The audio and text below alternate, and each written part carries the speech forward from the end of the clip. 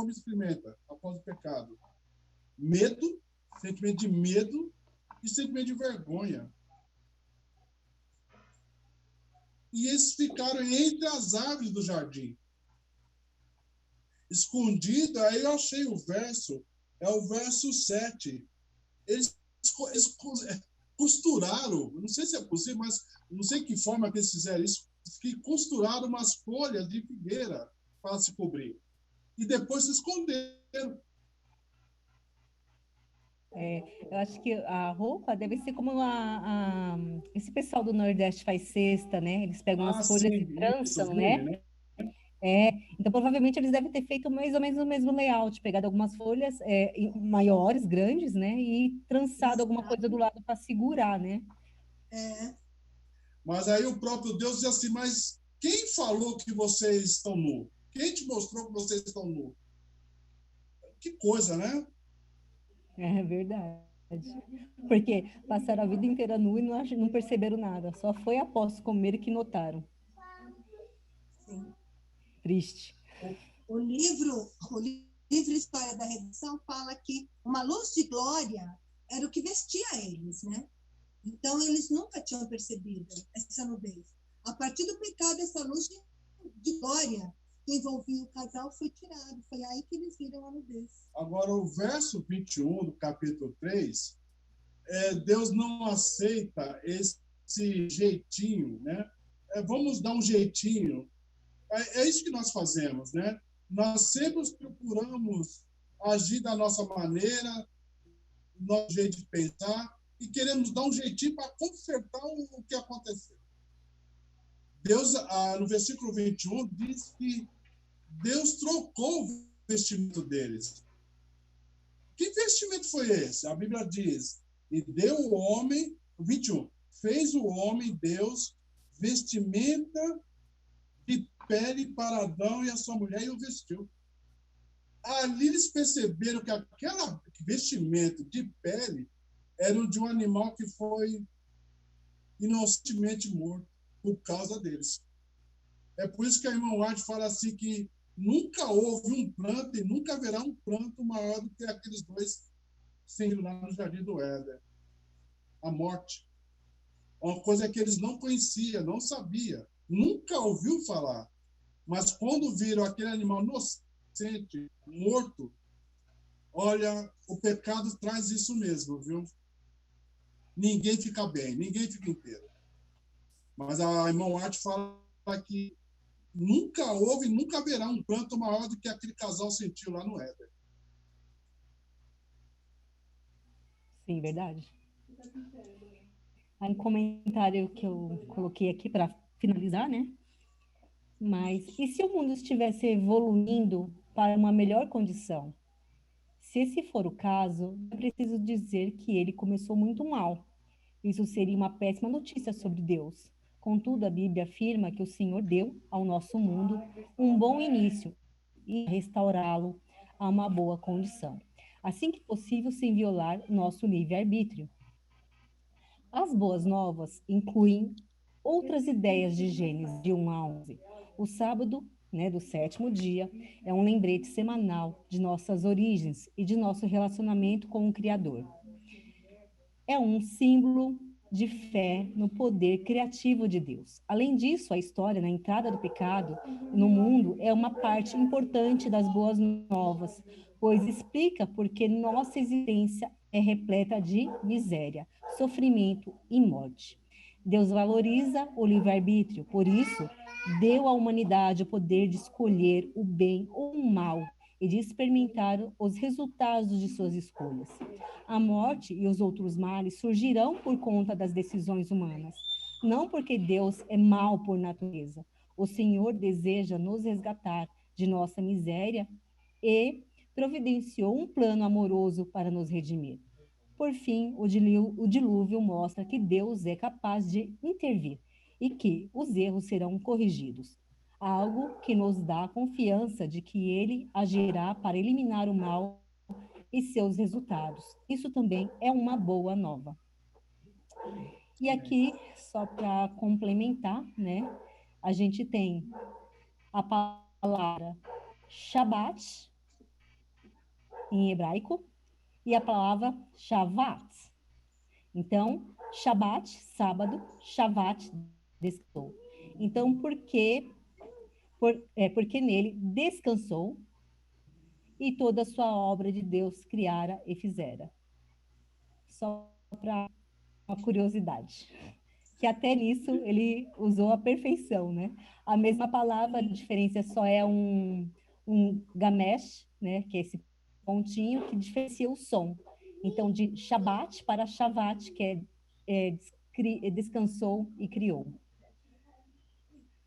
E aí, com Eliana, isso, eu finalizo.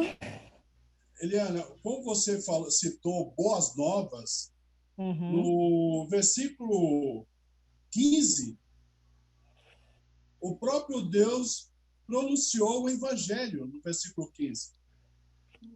Eu porei inimizade entre ti e a mulher, entre a tua descendência e o seu descendente. E este te ferirá a cabeça e tu ferirás o calcanhar. Nesse verso 15, nós temos o evangelho de boas novas. A situação está difícil, está extremamente delicada, mas tem um plano, que esse golpeará a serpente na cabeça, ferida de morte. Então, há um vencedor e um vencido. E sairá da descendência da mulher. Esse descendente da mulher, que nós já sabemos, que é Jesus, Jesus, o Cristo, o Messias. Por isso que o livro de Gênesis, eu sou apaixonado pelo livro de Gênesis. É um dos livros meus mais favoritos, porque a gente vê um Deus acompanhando a história. E aquilo que o Luiz falou de manhã é muito legal que você falou, Luiz. Você tem um início, um meio e um fechamento. O livro de Gênesis, ele aponta de onde viemos, como nós estamos e para onde nós iremos. Professora Eliana, Pode é com falar. você, querida, com você agora. Daqui da lição, eu já fiz os comentários que eu tinha anotado aqui, né? Agora, se vocês quiserem comentar mais alguma coisa também. Eu queria salientar um ponto. Eu sempre gosto dessas perguntinhas do final da lição. São as chamadas perguntas para reflexão. E um ponto na quinta-feira, ele fala justamente, né, no capítulo 3, verso 9, Jesus falando, né, onde estás? Essas duas palavrinhas que Jesus usou, que Deus usou, né, quando foi atrás do homem. E ele fala assim, ó, em vez de condenar, ele atraiu os culpados de volta a ele. E aí, quando nós entendemos a nossa função como cristãos, a nossa função como irmãos de igreja, como pecadores, como seres falhos, quando nós vemos isso aqui, nós entendemos justamente a nossa missão, que é justamente de trazer pessoas para junto de Cristo. De que forma eu posso não ignorar o erro do meu irmão? Deus em nenhum momento ignorou que o homem tivesse errado. Em nenhum momento Deus fez como se ele não tivesse visto o que tinha acontecido. Mas o que ele fez?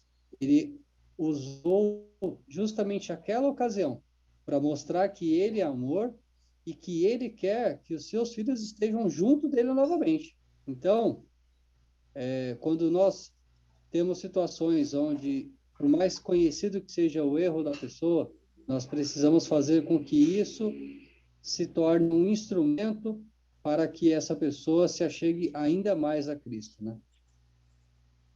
Luiz. O Elias quer falar, né? Com você, Luiz. Perdoa as crianças. É isso. Não, tranquilo.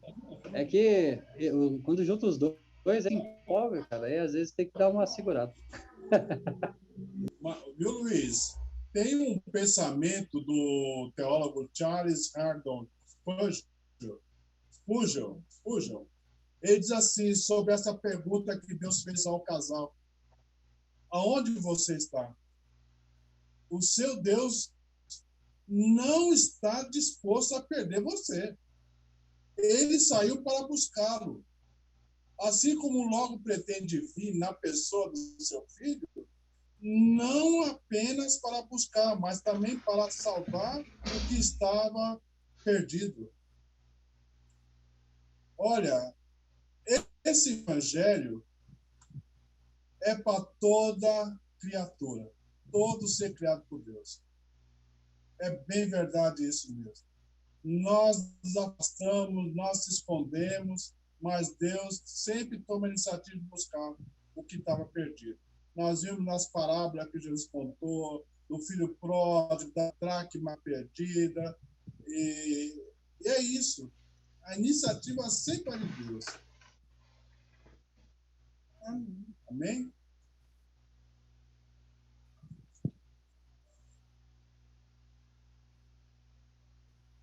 Diana? Mais alguém? Eu acho que isso, né? Finalizou? Acho que sim. Não, você que está tomando, professora Eliana. Então vamos orar para agradecer, né? Pai amado, gratidão por mais esta finalização do estudo bíblico essa semana que se passou. A partir de hoje já temos início a um novo estudo para a semana que vem, onde uma outra pessoa irá dar início, né, continuidade ao ensino da sua palavra, do seu estudo, da sua sabedoria. Então, desde já, agradeço a todos que estiveram presentes pela segunda vez aqui na escola. E amém a todos. E paz e luz e um final de sábado para todos. Um bom final de sábado. Amém. Amém. Oramos Amém.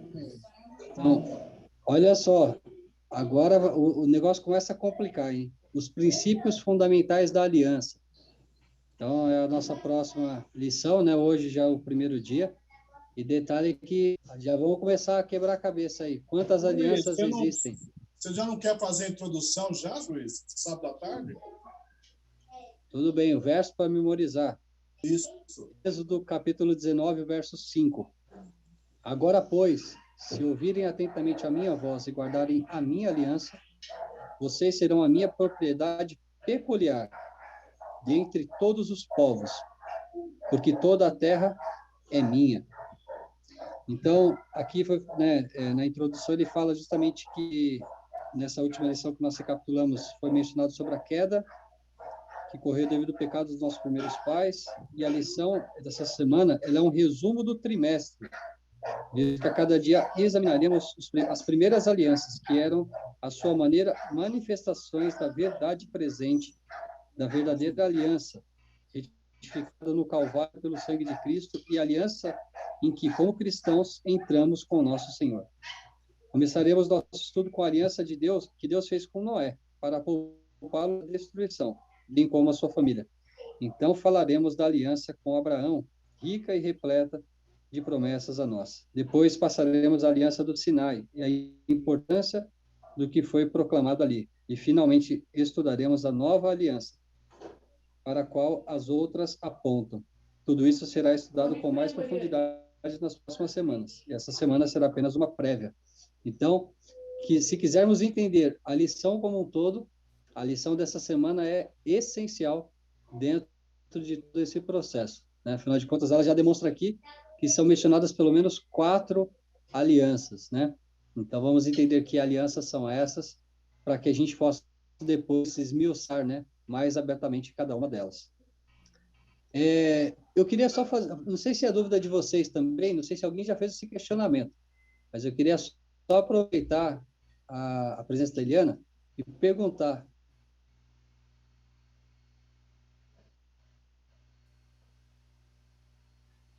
Travou o som.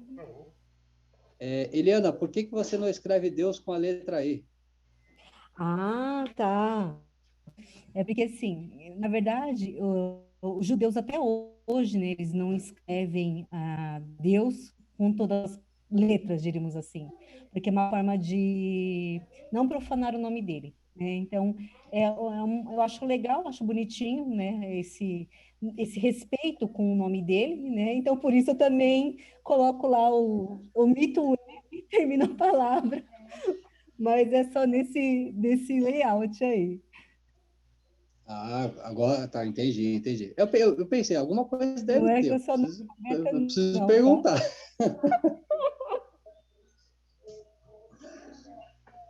Não, tranquilo, era só essa pergunta. Pessoal, se vocês quiserem fazer mais algum comentário, fica à vontade. Tirar alguma curiosidade com a Eliana. Eliana, no alfabeto hebraico não existe vogais, né? Isso. As vogais, elas são definidas pelos, diríamos assim, gamestes que vêm acompanhando aquela letra, né? Deixa eu só pegar o item aqui que eu mostro para vocês. Espera aí.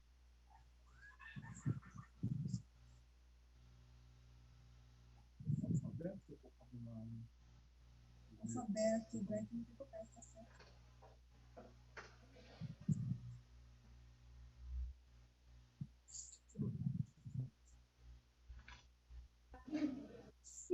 Então é isso aí, pessoal. O Elias, você faz a oração para finalizar para a gente, por favor?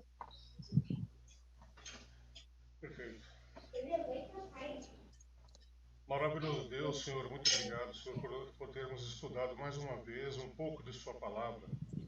Maravilhoso é, Senhor, porque o Senhor dá a salvação a todos aqueles que te aceitam e te procuram. E o Senhor também, Senhor, tem uma misericórdia que nós não compreendemos. Mas um dia nós estaremos frente a frente, estaremos estudando, revisando a lição de hoje, inclusive. Gustavo. Senhor, muito obrigado, Senhor, por essa oportunidade de estarmos aqui. Essa liberdade que nós temos, não é todo lugar do mundo que nós temos essa liberdade de podermos estar reunidos nesse nome. Senhor, obrigado também, Senhor, porque o Senhor cuida de cada um de nós, e em especial, mais uma vez, muito obrigado. Obrigado em nome do seu Filho Jesus. Amém, Senhor. Amém. Amém. Deus abençoe, pessoal. Bom restante Ô, de Luiz, sábado. vocês fizeram a pergunta para a Ana, ela foi lá buscar. Oh, desculpa, é que eu não ouvi. Então tá faltando uma Eu só vou questão aí. colocar para apresentar aqui. Ah, Peraí. perdão, Eliana. Finaliza aí para nós. Tá? Espera só um pouquinho que eu estou pegando aqui a apresentação. A pergunta que o Nelson fez, Luiz, é as vogais que não existem no alfabeto hebraico. Uhum. Dentro do que a Eliana colocou, Deus sem a letra E. Ah, Isso, né? entendi. Aqui um dos conteúdos que eu tinha feito para o grupo das mulheres, né? Onde ensino também a parte da escrita, né? Então, eu ensino também a forma que é escrita hoje, né? O significado, o valor numérico, como que seria escrito na cursiva, né? Como que era ser escrita na forma antiga, né? E antes na era Paleo também. Então, eu ensinei isso. Então, como que se formaria esse som, né? Essa palavra é a Vav, né? Então, como que eu vou dar um som de A para essa palavra? Que pelo patá, A, então, é esse tracinho aqui. Então, quando eu tenho esse A ou esse Tzinho aqui embaixo, ele sempre vai assumir esse som de Vá, né? Ele pode ser um A mais fechadinho, um A mais fechado, ou um A mais aberto, né? Então, é tudo por essa simbologia aqui embaixo, aqui, ó, esses símbolos aqui. Então, um E, né? Ou ele tem esses 2 pontinhos, ou 3 pontinhos, que é o segol, ou tisserê, né? Então, para o tisserê fica V, né? E segol fica Vé, né? Esse pontinho embaixo é o hirek, que significa o I, então é um Vi, né? Temos esses 3 pontinhos em caída, assim, que é o kubutz, né? Ele significa o Vu, Deixa eu só tirar aqui da frente, isso aí. Esse pontinho aqui na parte superior é o O, né? Então é um Rolen, né? Então ele tem O, então fica vo. Tem o Shrek, que é esse pontinho aqui, né? Que fica no meio, que dá o som de U para essa palavra, então fica como um vu. Então temos o vo e o Shevav, né? O Shevav é esses dois pontinhos um embaixo e um em cima, que dá esse som de apóstrofe, né? Como se fosse um som mudo, né? Então ele fica v mudo, né? Sem sair um som de uma vogal em si. Então é mais essa explicação mesmo. Só isso que eu queria mostrar. Parabéns, viu? Eliana, Parabéns. É fantástico. E eu acho assim, difícil. Deixa eu fazer uma pergunta. Deixa eu fazer. Não, eu primeiro. Eliana, a sua didática é mais do que o que você está ensinando o conteúdo. Nem pode uma brasileira saber como sabe os hebreus. É estudando, filho. É estudando. E eu também Eliana, eu sei que... deixa eu só te fazer uma pergunta. Mais ou menos, você já falou que você tem um dom. Os dons, tem pessoas que nascem com dons e dons adquiridos. Você já nasceu com esse dom de facilidade de aprender línguas, como você disse uma vez para mim. Mas quanto tempo você levou? Quanto tempo você levou para você chegar a esse estágio de falar assim fluentemente o hebraico, o aramaico? Olha, eu nem me considero que falo fluente nada, não. Ainda eu me considero bebê nisso daqui. Me considero um bebê, mas assim, em termos de compreender, né? Eu creio que com um mês eu já meio que já estava compreendendo mais, né? Apesar que assim algum outro detalhe eu ainda não assimilava, né? Tipo assim, tá. Se eu junto essa palavra com essa, desse som, mas o que é essa outra aqui no final? Que eu não entendia, né? E aí eu já descobri o que é essa outra que fica sobrando no final. Eu já descobri por quê. É uma acompanhante, né? Eles chamam de como se fosse uma mãe, né? Uma mãe da palavra.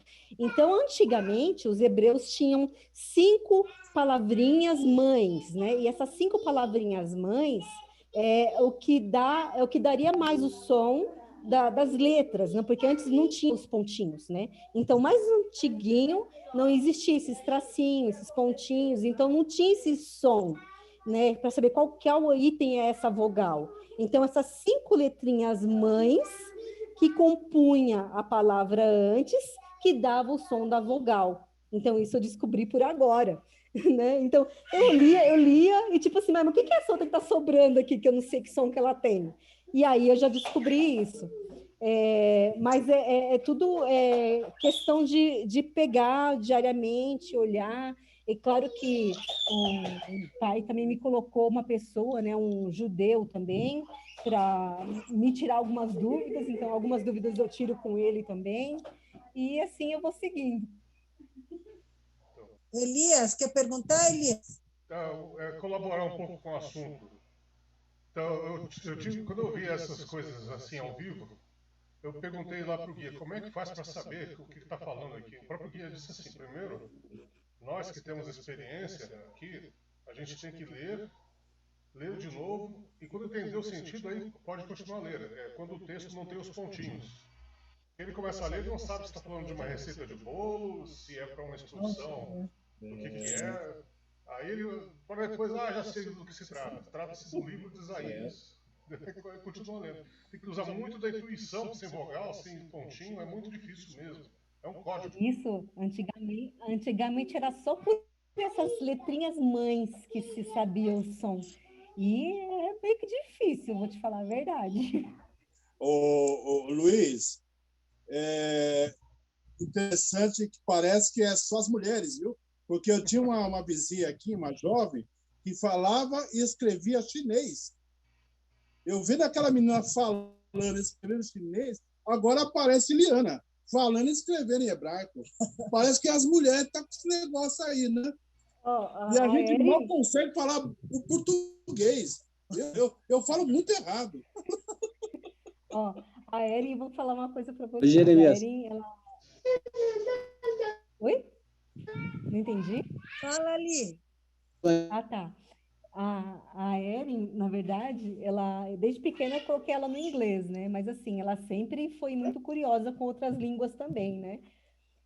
Aí meio que esse ano agora ela já conclui, né? Toda a parte de estudos de inglês. Até em junho ou julho, parece que é quando ela finaliza todo o estudo e aí ela não precisa mais. E ela meio que, por conta, ela já ficava aprendendo coreano. Olha. E agora está pegando a parte de russo e japonês também. Nossa. Então ela está aprendendo todos os kanjis. Tá no DNA, tá no DNA da Mas, família. Eliana, toma cuidado, porque essa menina, essa que aprendeu o chinês, ela gosta também quer casar com o chinês, viu? Ai, mas elas querem porque falar ela acha muito nojenta a comida deles. Esse negócio de comer, que eles comem muito porco, né? Eles comem demais porco. E eu vi até uns vídeos que passaram através do WhatsApp, que eles pegam, sabe, pega uma garrafinha de Pepsi, pega um bife de porco lá, tipo uma bisteca, começa a jogar Pepsi em cima, menina, mas que sai de larva daquela carne que não está escrito. E aí, eu conversando com esse meu amigo judeu, ele pegou e falou assim que a carne de porco, ela é tão imunda, que por mais que você esquente e etc., aquela carne, que você asse, frite, etc., aquelas larvas não morrem. Então, a pessoa que consome, aquilo frequenta o seu sanguíneo e vai para o cérebro, né? É verdade. Então, por isso que Deus, já sabendo do que ele criou, já proibiu de se comer, porque ele já sabe que aquela carne... Olha a lição de Gênesis. Olha aí, a lição de Gênesis, capítulo 2. Mas os sul-coreanos, os japoneses são limpos, viu? Eles têm uma ótima higiene, viu? Agora, o norte-coreano e o chinês, não. Eles têm comidas exóticas, né? Ô, Jeremias, só um detalhe. Pode falar, Luiz. Então, como diz um amigo meu, eu falo português intermediário. Esse privilégio não é só seu, não, viu? Viu, Luiz? Ô, Eliana, eu tinha um comentário a fazer, mas eu tinha que ter feito com Elias assistindo essa sala. Porque quando o inimigo inverteu a verdade, misturou a verdade com a mentira, é esse comentário que eu queria fazer com Elias presente. Porque uma vez, num grupo, alguém postou no grupo um post lá e na hora eu vi que era fake news. Eu falei, isso aí é boato. Só que o Elias é bem detalhado, ele é muito, como se diz, detalhes. Ele fez o seguinte comentário: nossa, antigamente o fake news era toda mentira. Agora não, agora estão misturando verdade com mentira. Lembra, Elias, que você comentou isso? Não. Acho que a minha memória não está boa. Desculpa. Então, e essa história da transgressão foi muito nesse sentido, viu? Um fake news, a verdade misturada com a mentira. Tipo, pode comer que você não vai morrer. Aí agora a gente vê aquele meme, de carregando o caixão, né? Luiz, acho que nós não vamos encerrar, né, Luiz? Já são A dois. resenha.